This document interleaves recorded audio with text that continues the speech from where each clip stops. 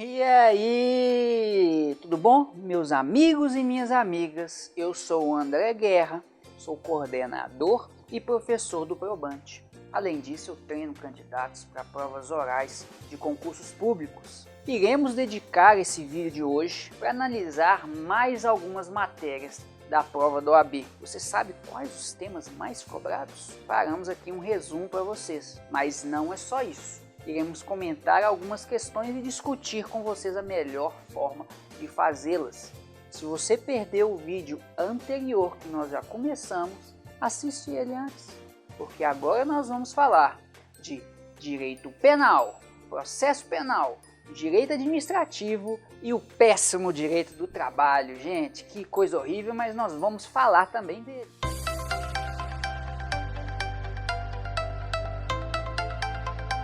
Olha só, começando por direito penal, que são 6 questões, também um número razoável de questões. Crimes contra a pessoa, teoria da pena, concurso de crimes e aplicação da lei penal são aquilo que você deve focar com mais cuidado. Os temas mais importantes, os temas que mais caem.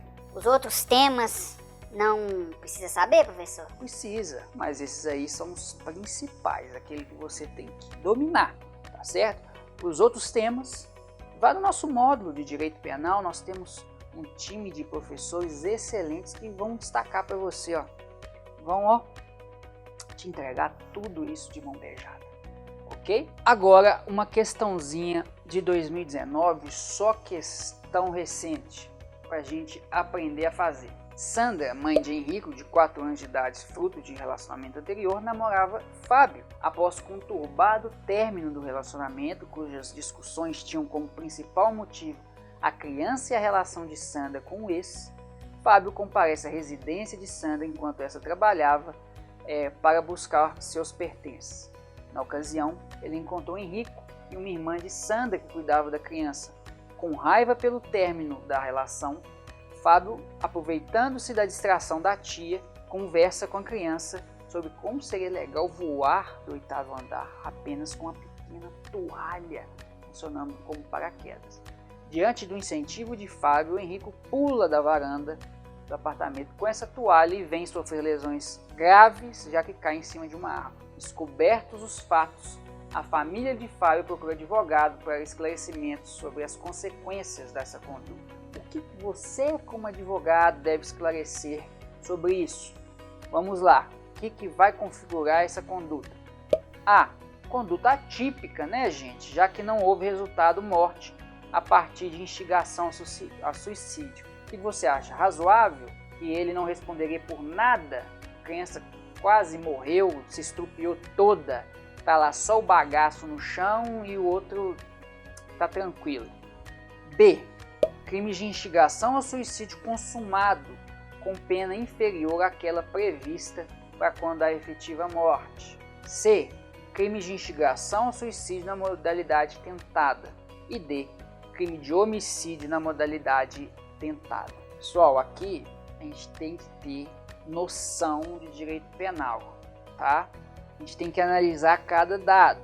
O sujeito, ele instigou quem? Foi a ex?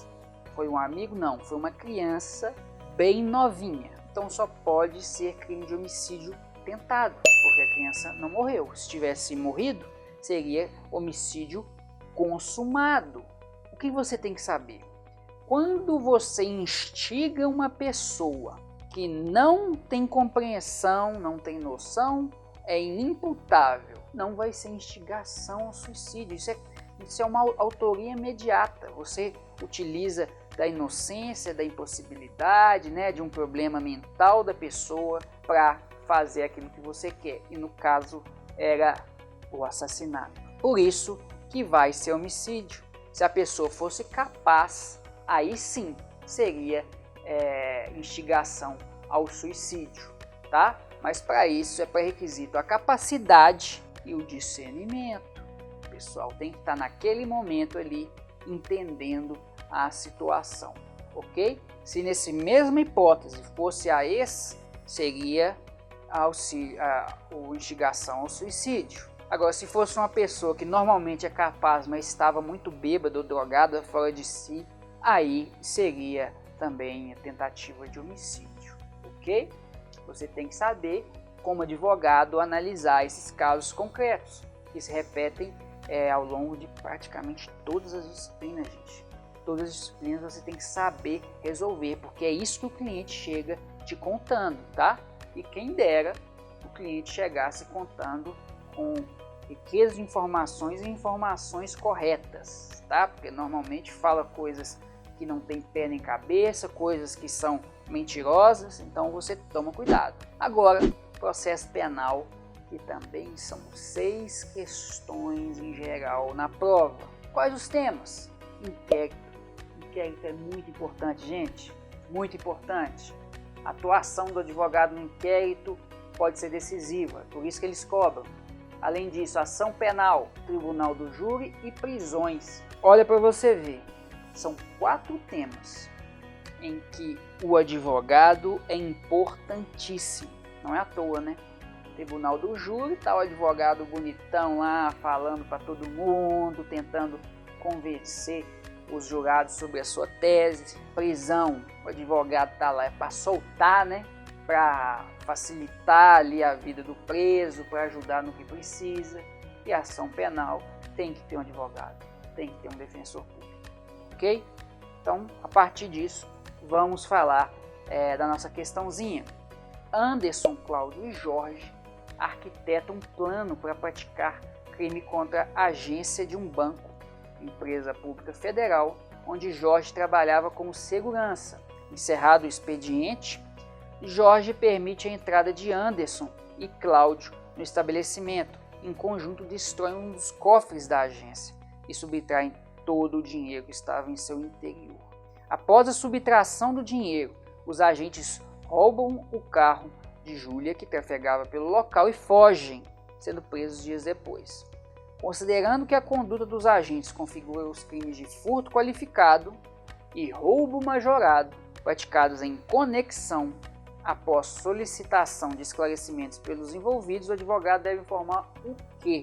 Mais uma análise de caso que você, como advogado, deve solucionar. A Justiça Federal será competente para julgamento dos 2 delitos. B. A Justiça Estadual será competente para julgar os 2 delitos. E aqui você tem que saber, gente. Quando acontece isso, vai para a Justiça Federal. Justiça Federal, você pode pensar numa justiça mais forte, né? Uma justiça mais adequada, mais segmentada, porque nem tudo vai para a Justiça Federal. Então, quando alguma coisa é da Justiça Federal, ela arrasta os outros assuntos. Então, não vai ser da Justiça Estadual. Então, o que seria possível? Dividir, cada um ficar responsável por um crime, ou da Justiça Federal. Então, nunca vai ser Justiça Estadual. Aí o C, a Justiça Federal será competente para julgamento do crime de furto qualificado e a Justiça Estadual para julgamento de crime de roubo majorado. Seria também uma resposta justificável, porque o furto foi contra a Caixa Econômica, que é uma empresa estatal, né, da União, 100% é da União, e o crime de roubo foi contra um particular. E D, tanto a Justiça Estadual quanto a Federal serão competentes. Não há relação de especialidade, prevalecendo o critério da prevenção. Também você chora ao ler uma alternativa dessa. Corta essa, corta a B. E no caso, qual que será a correta, gente? No caso, a correta é a alternativa A. E por quê? Pelo aquilo que a gente já falou, a Justiça Federal ela arrasta as outras situações. O ordenamento prevê certinho, especificamente, alguns casos em que isso não existe, como nos casos das contravenções penais, que aí vai ser na Justiça Estadual, mas em regra a Justiça Federal forte, poderosa, arrasta todos aqueles assuntos, certo? A gente pode responder isso também com base na súmula 122 do STJ, que fala de forma clara que compete à Justiça Federal o julgamento unificado de crimes conexos de de competência federal e estadual, tá? E também o artigo 109 da Constituição, que fala sobre a competência aí da Justiça Federal, além do artigo 79 do CPP. Com tudo isso aí, você consegue resolver essa questão, mas se você tivesse uma noção, você já eliminava de cara duas alternativas e ficava com 50% de chance de acertar a questão. Agora, falando sobre direito administrativo, uma matéria com 6 questões, uma importante questão, relativamente uma matéria com pouco conteúdo, então você tem que rebentar em direito administrativo. E aí o que você precisa se dedicar mais?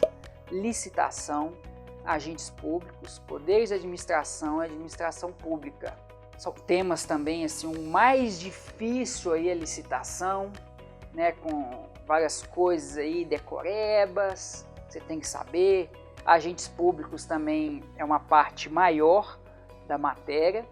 Agora, poderes de administração e administração pública, gente, ó, mamão com açúcar, é fácil demais. E nós temos uma dupla de professores aí que vai indicar para vocês o caminho mais fácil para aprender sobre esses assuntos. Mas agora vamos tentar responder essa questão aqui de 2019. O Ministério Público ajuizou a ação civil pública por improbidade em desfavor de Felipe dos Santos, servidor público federal estável, com fulcro nesse artigo aí dessa lei. O servidor teria facilitado a alienação de bens públicos a certa sociedade empresária, alienação esta que efetivamente causou lesão ao erário, sendo certo que nos atos do processo restou demonstrado que o agente público não agiu com dolo, mas com culpa. Com base nas hipóteses apresentadas, acha correta, né? Mais um caso para você prestar atenção. Se você já estudou a lei de improbidade, você sabe que o artigo 10 é lesão ao erário, o artigo 9 é enriquecimento ilícito e o artigo 11 fala aí sobre os princípios, né, da administração. Então vamos aí, alternativa A.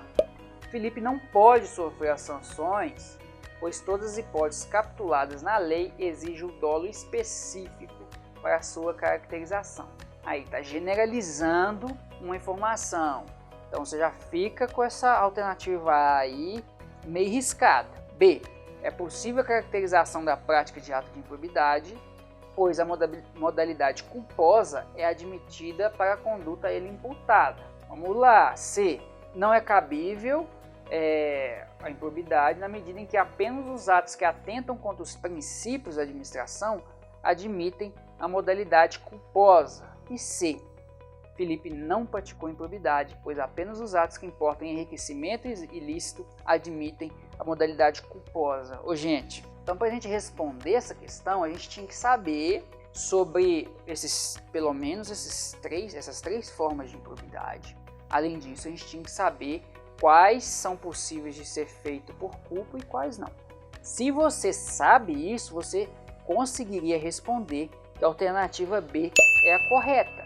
A lesão ao erário é a única forma de improbidade que é possível cometer por culpa. Se você quebra algo da administração sem querer, você está agindo sem culpa. Agora, se você vai se enriquecer ilicitamente, como você se enriquece ilicitamente de forma culposa? Você passa a sua conta ali para a pessoa te corromper de forma culposa, cai o dinheiro na sua conta e você fica com o dinheiro de forma culposa, gasta o dinheiro de forma culposa. Não, você tem que agir por querer, porque se você percebe qualquer coisa que foi feita de forma errada, você devolve o dinheiro, você não aceita. E da mesma forma, os princípios da administração, que a lei exige que só seja feito por dolo. Você não seguiu a publicidade, mas você não seguiu porque você não quis. E não porque você esqueceu ou porque você deixou de fazer algo que devia. Ok? Então, você consegue responder. A lesão ao erário pode ser uma ação, omissão, dolosa ou culposa. E esse caso que a questão trouxe está lá no artigo 10, inciso 4. Então você pode conferir na lei de improbidade. Agora, gente, é com muita tristeza que eu chego nessa matéria, direito do trabalho.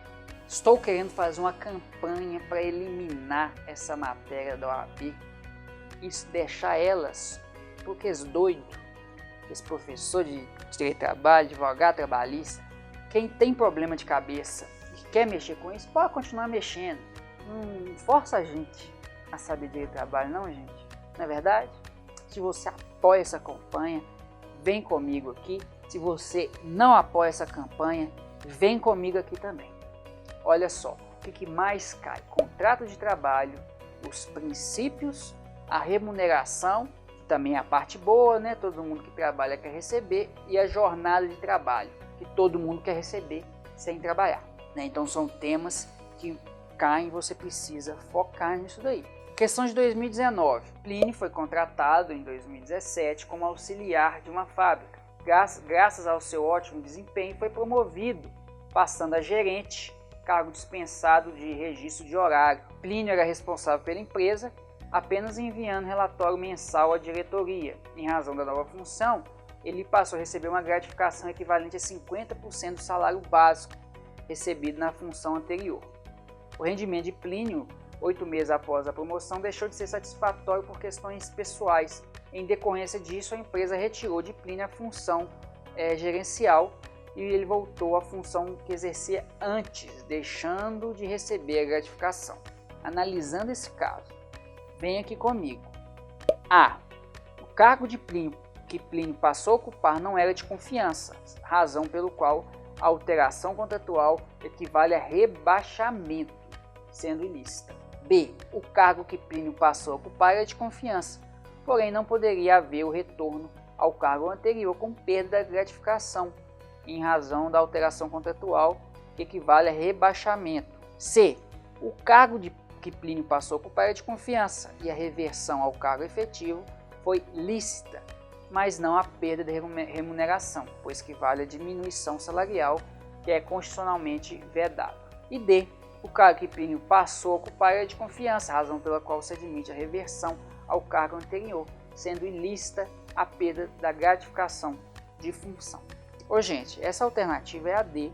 Realmente você tinha que analisar e verificar que a função era de confiança, e sendo de confiança, deixando de existir essa confiança por qualquer motivo, é possível que ele volte ao cargo anterior, e voltando ao cargo anterior, ele não pode continuar recebendo aquilo que recebia no cargo de confiança, ok? Se você pegar a CLT, se você ainda não rasgou, se você ainda não botou fogo, artigo 468, tá? No parágrafo 1º e no parágrafo 2º, você vai conseguir pegar todas as justificativas, porque para responder isso bastava saber esse artigo da CLT. Estava lá na lei. Nós terminamos aqui mais um vídeo e conseguimos demonstrar para vocês mais uma vez a necessidade de estudo de lei seca, além da possibilidade, né, de analisar o caso concreto para aplicar aquela lei, que é a função do advogado. E nós analisamos aqui mais 4 matérias importantes, porque tem um número considerável de questões na prova. Você está conseguindo entender a melhor forma de fazer as questões? Está se sentindo mais confiante? Gente, não tem segredo para acertar as questões. Se você usar razoabilidade, você elimina 2 alternativas em cada questão, usando só a lógica e tendo um pouco de estudo, assistindo todos os nossos módulos, você vai acertar aquelas que você não eliminou. Então, nos próximos vídeos, vamos discutir as matérias faltantes. Chegamos aqui à metade do nosso conteúdo. Eu sou o André. Guerra, aprova, paz nos estudos, meus amigos. Te aguardo em breve.